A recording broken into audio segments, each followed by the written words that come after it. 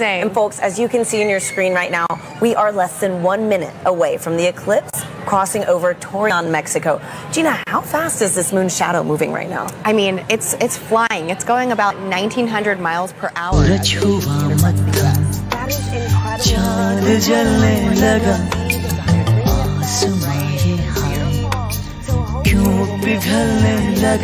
Right now. Yeah, we're watching that live feed. Yes, just to see this sliver crossing over the moon. That's right. We're getting so close there. Hopefully we'll see that diamond ring too. Wow. Look at this. And so we're about 10 seconds away. Here we go. Let's take it in. Let me tell you.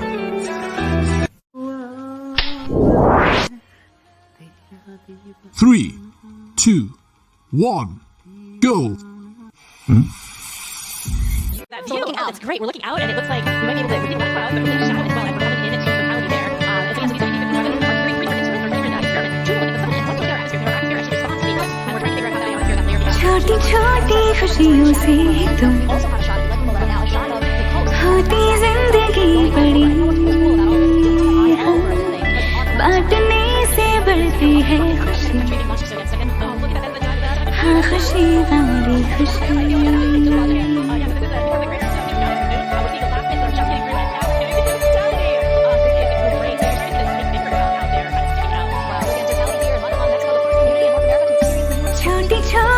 खुशियों से तुम होती जिंदगी बड़ी बांटने से बढ़ती है खुशी हाँ खुशी वाली खुशी उड़ी उड़ी उम्मीदें उड़ी उड़ी ख्वाहिशें उड़ी उड़ी आओ बांट ले खुशी वाली खुशी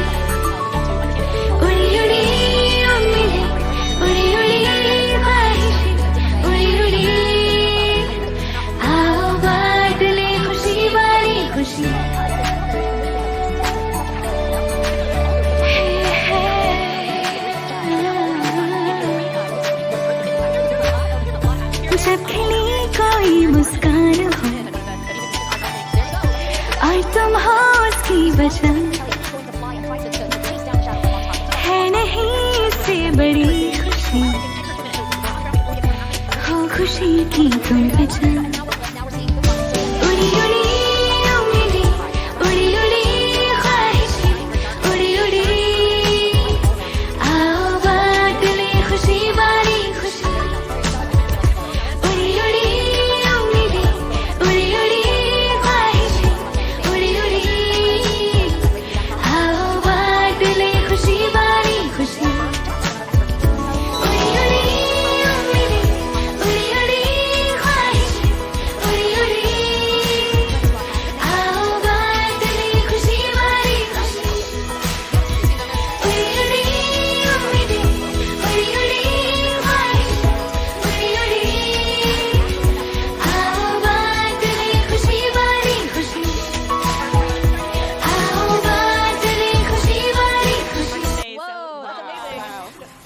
तुम्हारी तस्वीर के सहारे मौसम कई गुजारे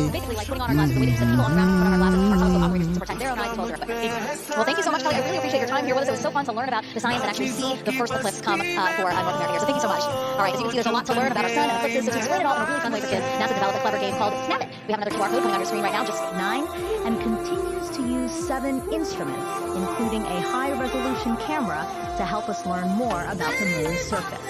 Because of LRO, we now know more about the moon's topography than any other planetary body in the solar system, including Earth.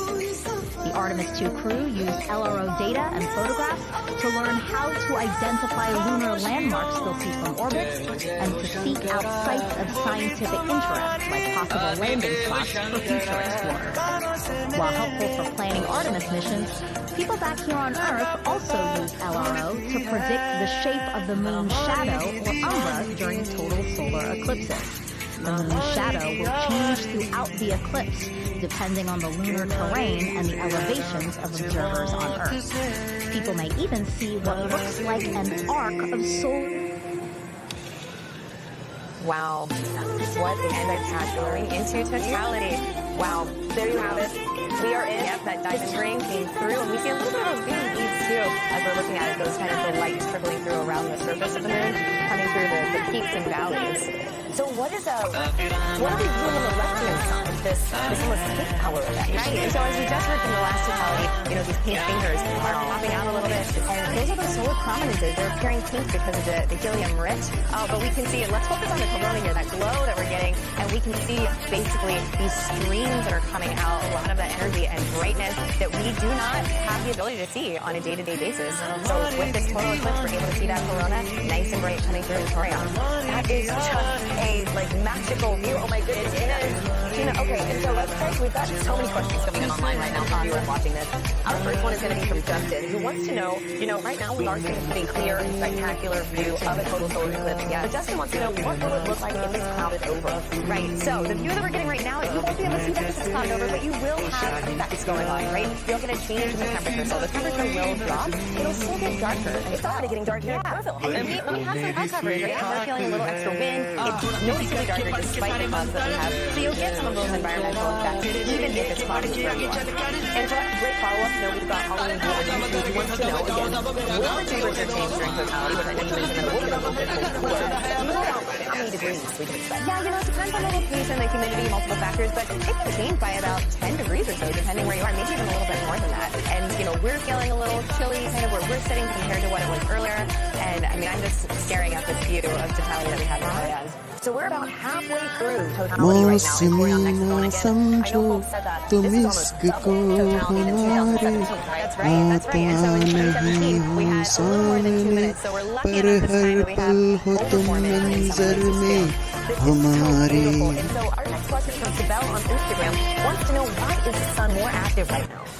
So the sun is more active because we have an 11-year solar cycle. The sun goes from solar maximum to solar minimum, where it's changing its level of activity. Oh, and as you're seeing the screen, yeah, so I see in that the bottom right there, we can see that prominence extending out. And as we heard earlier in Mazatlán, that is potentially the beginning of space weather activity. So we're talking about solar maximum. If there's a time to see any of that space weather activity during the total solar eclipse, this is the time to do it. So let's watch that as we go through totality and our other locations too, and maybe we'll be lucky to see some of these features change for us. That is so beautiful. It is. And so, Gina, too, how we're in a higher cycle, solar cycle right now. How many years, is that fluctuation? Right. The solar cycle goes on for 11 years when it peaks in activity, and that's where we are. Where the latest predictions are that we will reach that maximum sometime this year, and then we'll decrease in activity, going back down to solar minimum. One more quick question.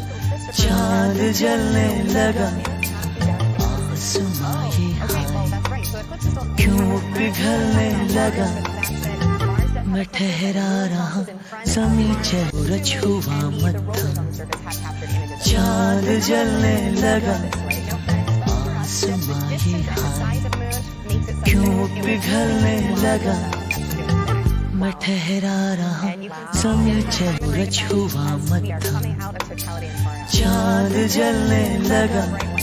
Look at that. That's a bright one. So is this what, a Bailey's bead? Or? So that's going to be that diamond ring, just how bright it is. Bailey beads are a little bit smaller as they kind of bubble over the surface, but folks who are in that location should have those safety viewing glasses back on so that they can now view the partial eclipse that they are experiencing. Well, that is fantastic. And the next time we see this eclipse,